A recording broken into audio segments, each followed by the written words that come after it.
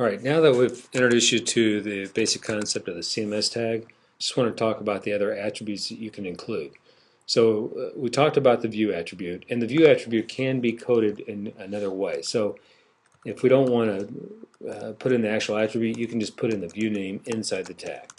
Alright, so this is the exact same thing. And then the other attributes that are supported are layout, and this will be horizontal or vertical, spelled out. Test equals view, and then path equals some path.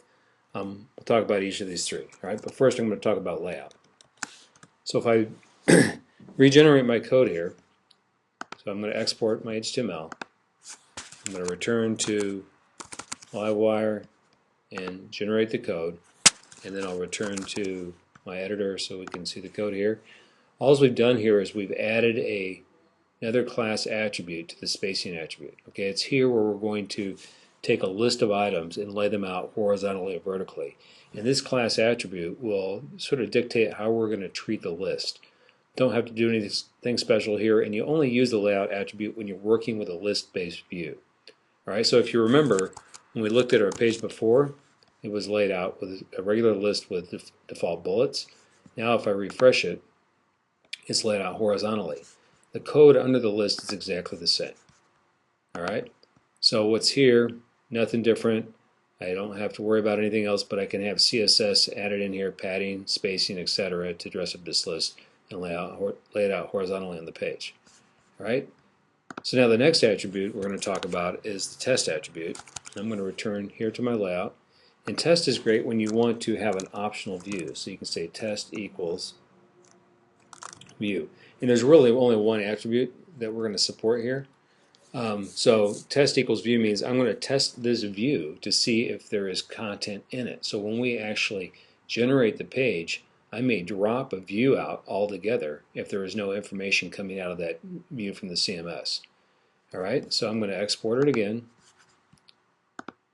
and I'm going to return to Livewire, and I'm going to generate my code here.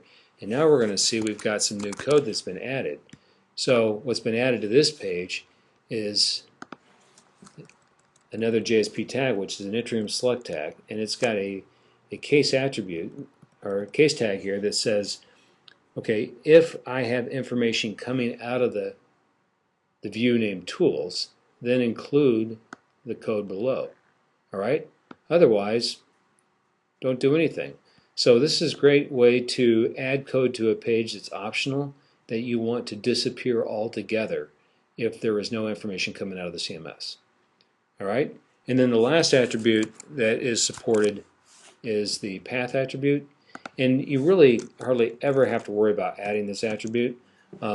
We add it by default for well-known views that should be pointed to the home page all the time. But by default, when you're in a website, the path is automatically set based on where you are in the site. So for the time being, we'll just ignore this altogether.